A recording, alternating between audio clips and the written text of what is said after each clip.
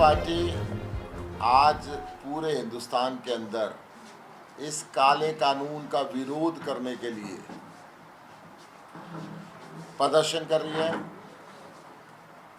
हरियाणा के अंदर खट्टर साहब के और मोदी साहब के पुतले जलाए जा रहे हैं। जिस प्रकार सारे हिंदुस्तान के किसान को इन्होंने सड़कों पर खड़ा कर दिया है,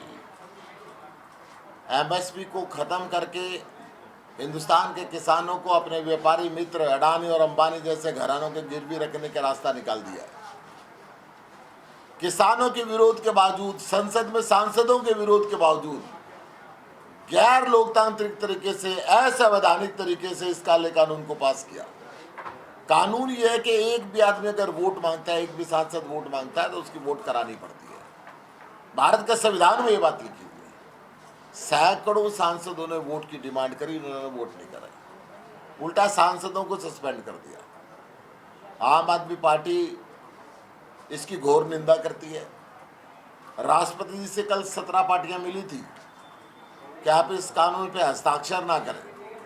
ये बीजेपी ने डंडे के जोर पे हिटलर शाही तरीके से, असंवैधानिक तरीके से इस कानून को पास किया। सड़क से लेकर संसद तक हम इसका विरोध कर रहे हैं।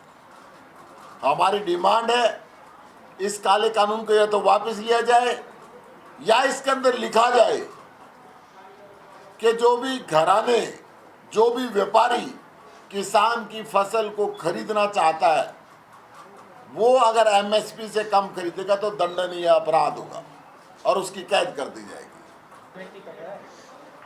देखिए, अगर किसान को लूटने से बचाने के लिए अगर हमारे काम को राजनीति कहेंगे तो हम राजनीति कर रहे हैं।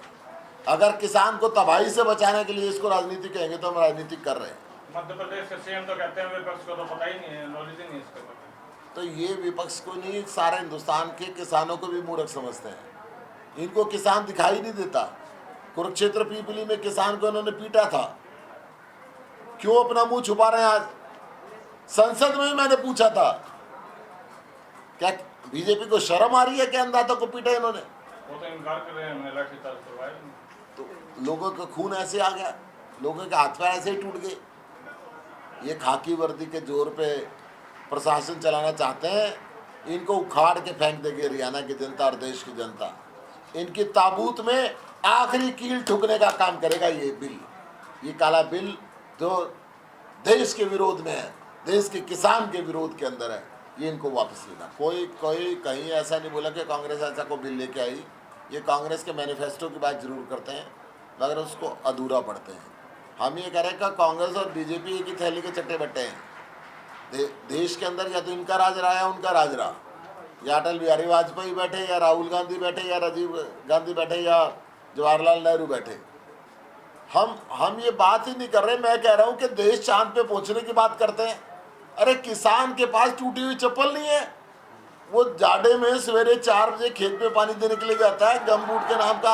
आज भी हरियाणा के किसान को, देश के किसान को नहीं पता कि गमबूट होता क्या है। क्या बुरे हाल के अंदर हमारे देश के किसान को लाके खड़ा कर दिया है।